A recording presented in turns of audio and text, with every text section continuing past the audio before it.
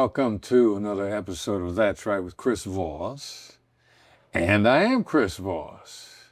And today I have the pleasure of welcoming Dana Cowles. Welcome. Thank you. Thanks for having me. Good to see you here, man.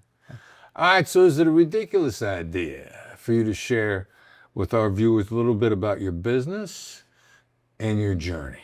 Absolutely not. And thanks for doing it. I'm an emergency room physician, and I've been practicing for the past almost 20 years now.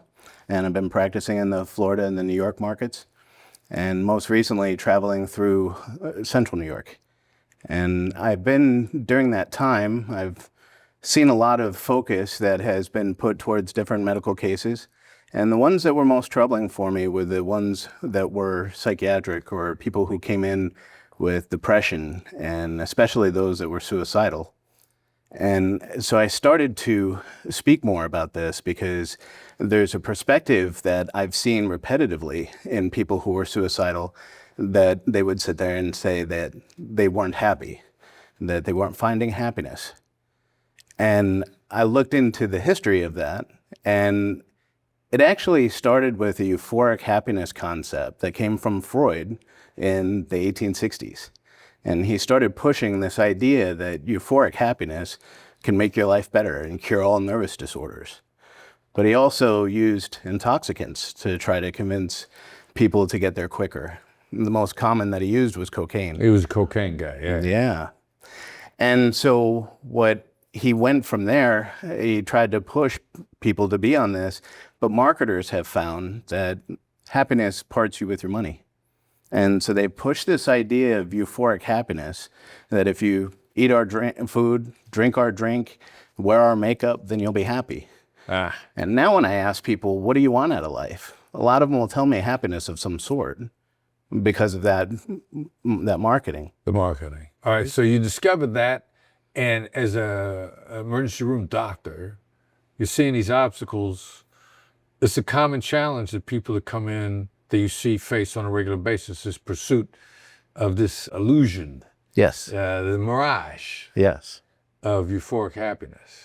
Yes. And so how'd you come to understand it? What strategies were you using to understand them, and what strategies do you use now? Well, my background, undergraduate, was philosophy. And so I've learned to study the sources of where things come from, to read the papers of the people who are pushing these ideas.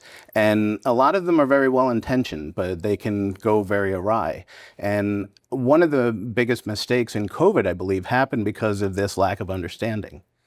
And so, lack of empathy. Yes, absolutely. And one of the factors that people really need in life is they need security and they need affirmation. They need to know that things are going to be okay, and they need to know that they're a good person for doing it. And if they're lacking that security or that affirmation, they tend to fall apart, and they get the idea that they're missing out on life because they're missing out on happiness, when actually the opposite of depression isn't happiness, it's purpose. Purpose is what gets you out of bed. Purpose is what continues to do things. And so what I try to provide for people is that understanding of development of purpose through security and affirmation. So you're using the Black Swan method, negotiation strategies, to help people shift their gaze from happiness to purpose. Absolutely. And when COVID happened, one of the biggest mistakes I think that was made was this lack of understanding of what security and affirmation people need. Right. Remember when they came out into the public and they said who was going to be working? And it was going to be the essential workers. You know, imagine telling 80% or more of your population that they were not essential, that they weren't needed. So it was a well-intended message that had a really negative consequence. I believe so. And if you noticed around when everything got closed down, they ended up shutting down the restaurants, they shut down the stores, and when they opened back up, people weren't coming back to work. Because you told me I was not essential. I had no purpose. I was meaningless. Right. Why do I want to come back to that? Right. I'm sure it seems like you can think of a specific situation where you use these skills to navigate a difficult situation. Absolutely. Recently, I had a patient who came in who had a molar pregnancy. This is a pregnancy that is not going to develop. It's not going to bear any fruit as far as the pregnancy itself. And a lot of times it does need to be terminated because it can cause infections and inflammation in there, but there is no development of any fetal structures in a molar pregnancy. Wow. And when the woman had come in, her husband was there by her side and wants to be the protector and the caregiver. And they came in initially and everything was okay as they went to a procedure to clear her out and to clear out the pregnancy. But then she developed a pretty significant infection and it left her in significant amounts of pain on the floor. And when the family came into the emergency department, they were distraught. But they also wanted to blame the doctor who did the procedure. Yes. And they wanted to blame the hospital and they wanted to blame the situation.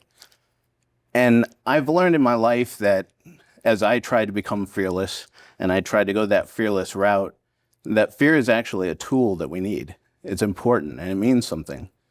So if people work with me in the emergency department and they say, I'm afraid, I'm fearful of being here, my answer is good. That'll keep you on your toes. It keeps you aware of what's going on so that you're not just droning through. And so for this gentleman, we were able to find that the tactical empathy showed us that he was projecting a lot because he was feeling that feeling of helplessness. He wants to protect his wife and he wants to make sure that everything's going to be okay for her and wasn't able to do it and wasn't able to understand what was causing the problem. All right, so it sounds like then what you did was you created a that's right moment because you fed back to him what he was feeling. Absolutely. Not what he should be feeling, but what he was feeling. You made him aware of it. And he created that. Did he say that's right? What happened? And then he was okay. He did, and he was a lot better with it. And the things that I have also found, in addition to that's right, is someone saying to you, thanks, I needed that.